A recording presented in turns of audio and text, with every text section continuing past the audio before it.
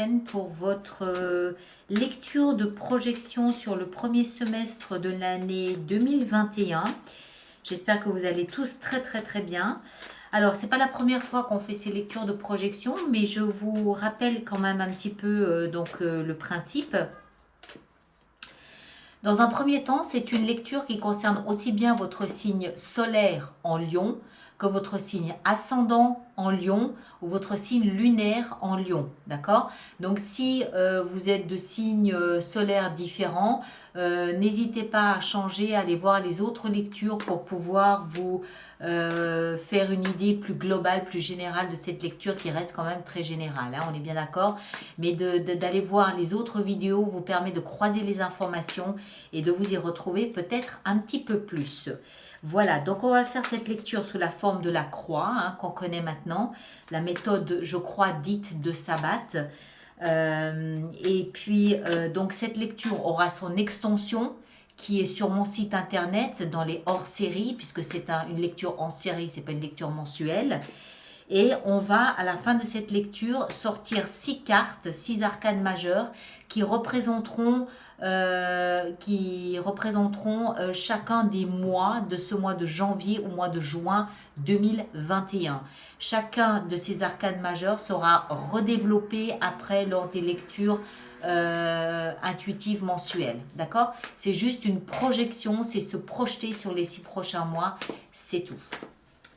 Voilà mes chers, je pense avoir tout dit. Alors, on va commencer ici tout de suite avec le thème au cœur de votre lecture. Ici, le thème principal de votre année 2021, premier semestre, c'est, on va prendre celle-ci, le roi de bâton. Eh bien, ça pourrait très bien être vous, ça. Le roi de bâton. Alors, je vais vous la montrer, elle est magnifique. Ce roi de bâton représente un personnage d'un signe de feu, bélier, lion, sagittaire comme vous, homme ou femme, ou quelqu'un qui a les caractéristiques du signe de feu. C'est-à-dire quelqu'un, en plus c'est un roi, donc quelqu'un de brillant, quelqu'un de charismatique, quelqu'un de déterminé, quelqu'un qui sait ce qu'il veut, quelqu'un qui sait comment obtenir ce qu'il veut, quelqu'un qui sait comment parler, comment s'adresser aux autres, comment communiquer, comment faire en sorte pour que... C'est quelqu'un, en fait, finalement, une énergie sur laquelle, en fait, les projecteurs sont en permanence braqués. C'est-à-dire que c'est un personnage, lorsqu'il entre dans une pièce, tout le monde le regarde. Parce que c'est quelqu'un qui dégage une espèce de chaleur, une espèce d'aura, comme ça, lumineuse. On le remarque, on l'observe. Alors, ça peut être quelqu'un dans votre vie qui est au cœur de ces 6 prochains mois pour vous, oui, un homme ou une femme. Le fait que ce soit un roi nous indique simplement que c'est quelqu'un qui est très mature. Ça peut être quelqu'un de plus âgé que vous, c'est quelqu'un qui est responsable, quelqu'un qui est mature. D'accord? C'est pas un valet. Il a fait ses preuves, il a gravé tous les échelons jusqu'à l'échelon de roi. C'est quelqu'un qui s'assume. Donc ça peut être un personnage important dans votre existence ces 6 prochains mois, mais ça peut aussi être vous. Parce que vous êtes signe de feu. Homme ou femme, hein, encore une fois. Si c'est vous, ça veut clairement dire que vous vous mettez au cœur de ces 6 prochains mois. Le centre de votre existence, le centre de vos préoccupations, le centre de votre focus, c'est vous. On va voir, on va continuer, on va essayer de comprendre. Ensuite, la position suivante, c'est ici en bas, c'est les fondements, c'est-à-dire tout ce que vous possédez, mais aussi tout ce qui vous manque et qui peut constituer un fondement pour vous. D'accord? Alors, qu'est-ce qu'on a ici en bas? On a la tour. Pourquoi je la tourne dans tous les sens? On a la tour. Je suis presque obligée d'en rajouter une parce que la tour, elle nous parle d'un événement ou d'une nouvelle, d'une information qui vous arrive ou que vous communiquez, mais de manière abrupte. C'est une nouvelle, une information qui vous tombe dessus comme un coup de foudre. Quand je dis un coup de foudre, ce n'est pas forcément le coup de foudre amoureux. Hein, c'est la foudre tombe. La foudre tombe, c'est une nouvelle, c'est un événement. Il y a quelque chose qui vous tombe dessus comme la foudre. Ça peut être positif, ça peut être négatif. Ça peut aussi être quelque chose que vous provoquez. Vous provoquez une décision qui fera l'effet de la foudre dans votre entourage. C'est possible aussi, mais je suis presque obligée d'en rajouter une ici. Alors, qu'est-ce qu'on a ici avec cette tour dans les fondements du lion? Le magicien. Le magicien. Alors, moi, je vois ça comme quelque chose d'extrêmement positif. Moi, je le lis comme quelque chose que vous découvrez sur vous-même, une compétence, une capacité, un don, un talent, une intuition ou un cadeau que vous n'avez peut-être pas remarqué jusqu'à présent, une compétence, un don que vous n'aviez peut-être pas souligné jusqu'à présent, mais que là, ça vous tombe dessus, vous dites, waouh, je ne pensais pas être capable de ça. Je ne pensais pas être capable de modeler ou de travailler de cette façon. D'accord? Je ne pense pas que ce soit dans la notion de manque. Je pense que c'est plutôt quelque chose que vous possédez, mais dont vous ne vous en rendiez pas compte. Vous ne l'aviez pas noté, vous ne l'aviez pas remarqué, vous ne l'aviez pas vu, et ça vous tombe dessus. Quelque chose révèle un talent, une capacité, un don que vous possédez, que vous avez, et c'est waouh! Et qui participe de ce fait à ce charme du roi ici de bâton, je pense. D'accord? On continue, on va voir un petit peu comment tout ça se manifeste. C'est quand même 2 arcanes majeures ici dans vos fondements. C'est puissant. C'est pas anodin. C'est pas quelque chose d'accessoire. C'est puissant. D'accord? Mais on continue. Cette position ici en haut, c'est ce à quoi vous aspirez. C'est votre objectif. C'est ce que vous désirez, c'est ce que vous voulez. D'accord? Alors, on va choisir là, on va prendre, allez, on va prendre celle-ci. C'est la 8 de denier. Vous voulez travailler, vous aspirez à travailler, vous aspirez à peaufiner, vous aspirez à raffiner probablement un don, un talent, une qualité, une compétence, un quelque chose que vous... Ça peut aussi être quelque chose d'extrêmement créatif avec le roi de bâton. Hein. Le bâton, il est créatif. Vous vous découvrez peut-être des talents de dessinateur ou d'écrivain ou de peintre ou de musicien, que sais-je. Et votre objectif est de peaufiner, de raffiner, de travailler sans relâche pour que ce soit similaire à quelque chose de parfait. Pour que ce soit quelque chose qui se rapproche de la perfection selon votre concept. On dirait 6 mois vraiment de découverte sur vous-même. Et je comprends du coup que vous vous placiez au cœur et au centre de votre lecture. Hein. Vous développez, vous découvrez, vous surprenez vous-même. Il y a quelque chose comme ça. On continue, on va voir. La position ici, c'est ce dont vous devez vous libérer. D'accord? Ce que vous devez laisser derrière vous, sans regret. On tourne la page, on le laisse derrière. Je dois m'en libérer pour pouvoir partir en direction de ce que je veux. C'est-à-dire ça. Alors, qu'est-ce que vous devez laisser derrière vous? On va prendre celle-ci. Le chevalier d'épée. Alors, le chevalier d'épée, il nous parle, lui, surtout de tout ce qui est communication extrêmement rapide,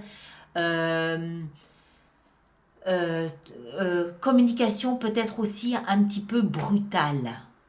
Alors, il y avait peut-être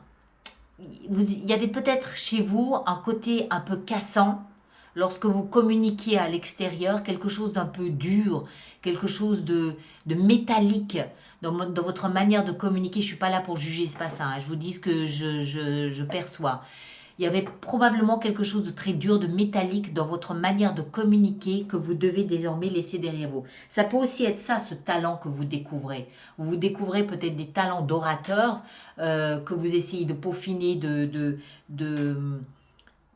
raffiner et du coup vous laissez derrière vous un côté un petit peu plus moyenâgeux de communiquer. Hein.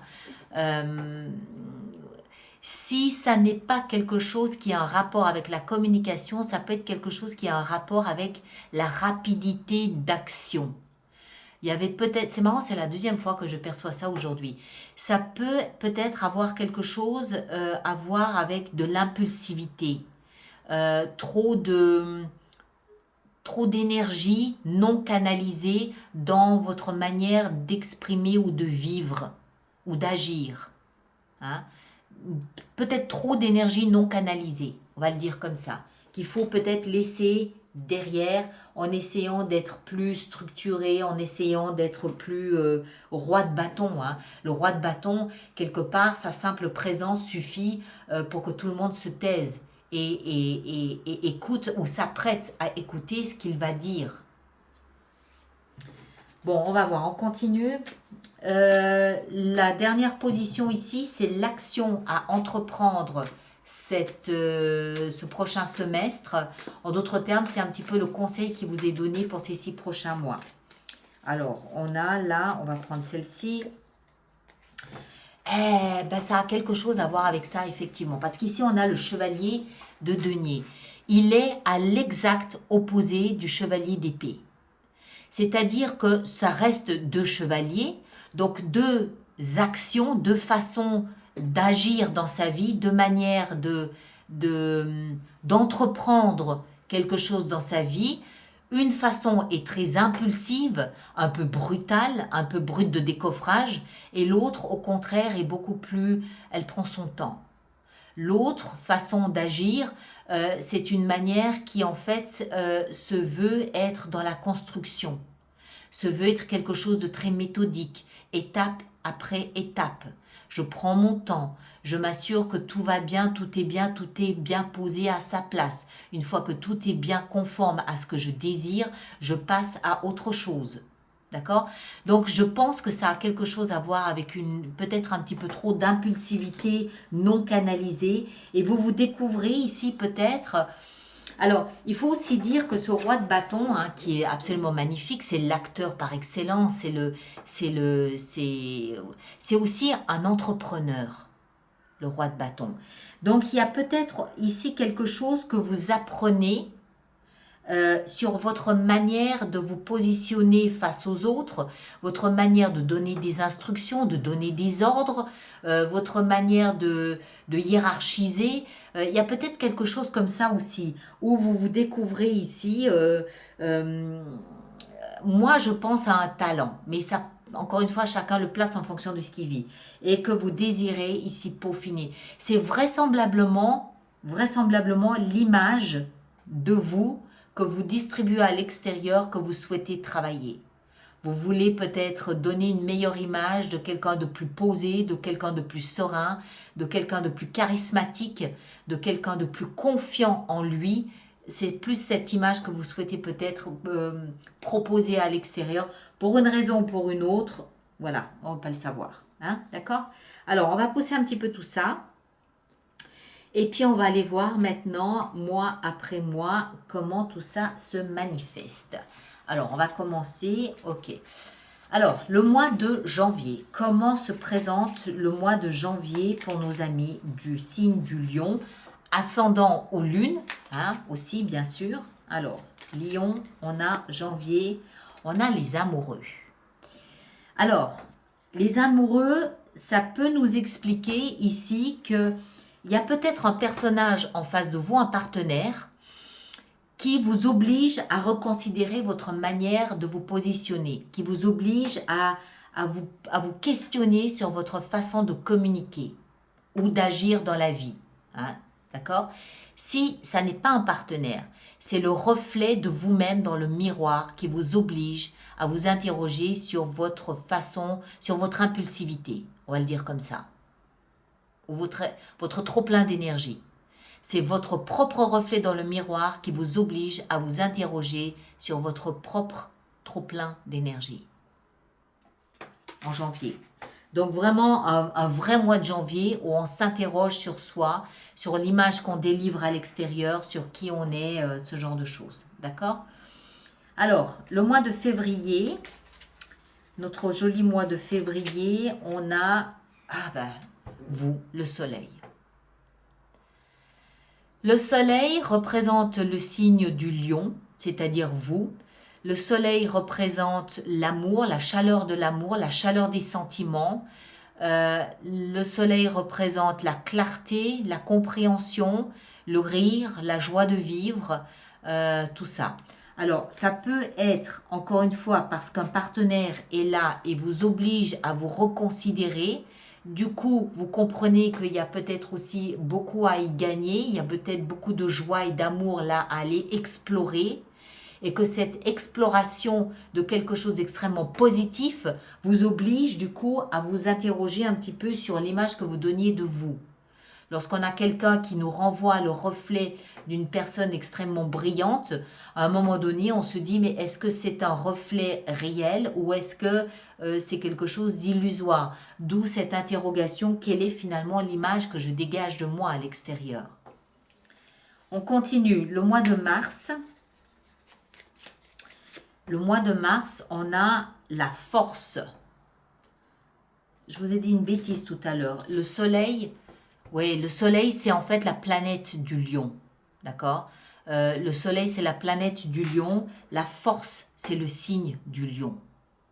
Donc, on a quand même beaucoup ici de notions de vous, de vous-même, de votre brillance, de votre ego aussi. Hein? De votre ego. Oui, oui, il peut ici être question de votre ego. Oui, tout à fait. Mais... il n'y a rien de malsain autour. Il n'y a rien de malsain.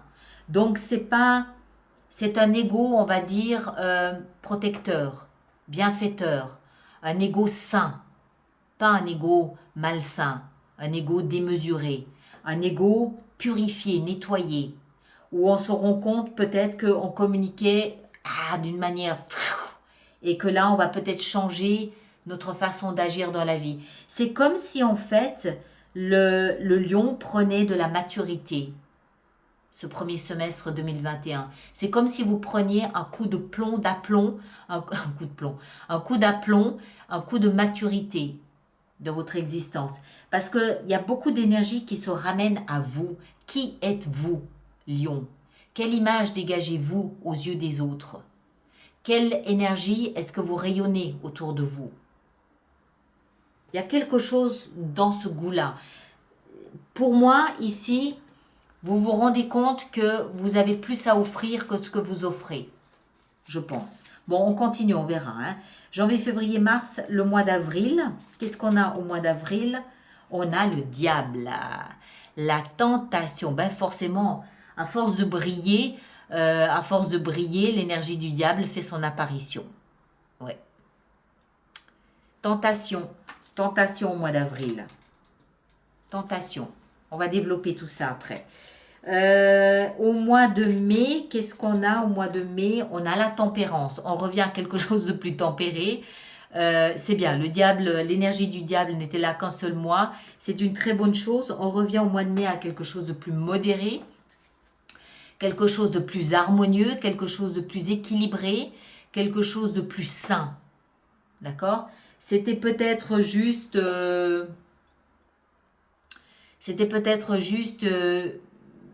une petite alerte, une petite tentative, une petite tentation. L'histoire ne nous dit pas si vous y succombez ou non.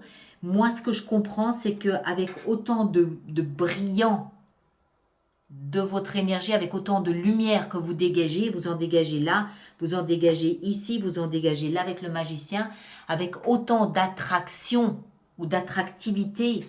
N'oubliez pas, hein, tous les projecteurs sont braqués sur lui. Avec autant de mise en lumière, forcément, des énergies un petit peu toxiques, un petit peu malsaines peuvent papillonner autour de vous. Bon, ça peut être juste l'histoire d'un soir d'été, c'est possible.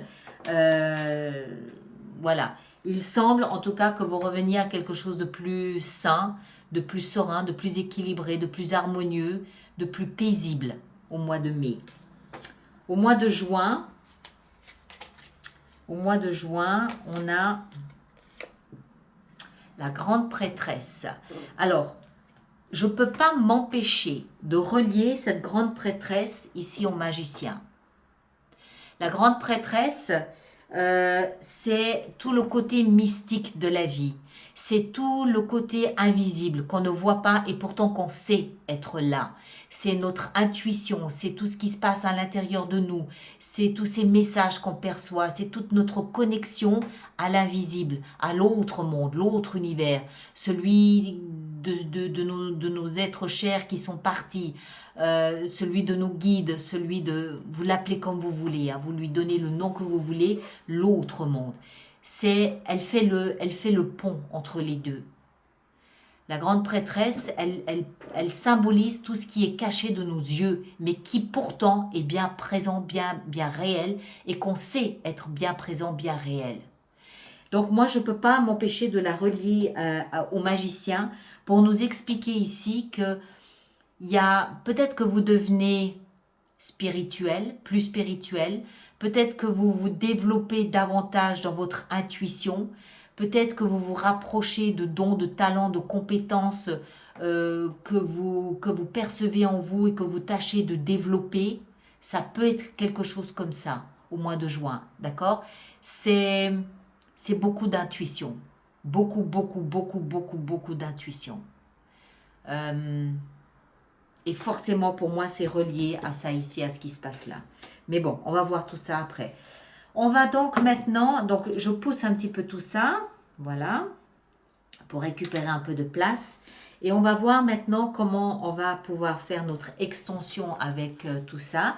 Donc, je rappelle aux personnes qui se sentent concernées par cette lecture qu'il y a une extension qui est sur mon site internet où on va parler beaucoup plus en détail, en profondeur de ces différents aspects. Et encore une fois, je vous invite à aller voir votre signe ascendant et lunaire pour pouvoir croiser ces différentes informations. D'accord? Alors, on va commencer par ce magnifique roi de bâton ici au cœur de votre lecture. Qu'est-ce qu'il a à nous apprendre? Le roi de bâton, qu'est-ce qu'il a à nous apprendre? Le chevalier de denier. Moi, ce que je comprends, c'est qu'il a fallu du temps, beaucoup de patience, beaucoup de persévérance de votre part pour arriver au point, à l'état, à cette... Alors, j'ai presque envie de dire niveau social que vous occupez aujourd'hui. Mais niveau social, ça peut être mal interprété. On va dire cette stature qu'est la vôtre aujourd'hui, il vous a fallu beaucoup de temps, de patience et surtout de persévérance pour y arriver. D'accord? Ça nous montre que ce que vous êtes aujourd'hui, ce magnifique roi de bâton, vous l'avez construit et bâti de vos mains, tranquillement, année après année. C'est pas une médaille que vous recevez, c'est le fruit de ce que vous avez réalisé tout au long peut-être de votre vie. D'accord? On continue. Vos fondements ici en bas avec la tour et le magicien, qu'est-ce qu'on a? On a la 9 d'épée. D'accord. La 9 d'épée qui nous parle de quelque chose d'un petit peu obsessionnel ici, des idées peut-être un petit peu obsessionnelles, peut-être aussi un petit peu anxiogènes, mais qui peuvent agir comme un aiguillon pour vous propulser dans quelque chose de nouveau, quelque chose d'autre. Dans votre, dans votre objectif, vos aspirations, avec cette 8 de denier, on a la lune. La lune.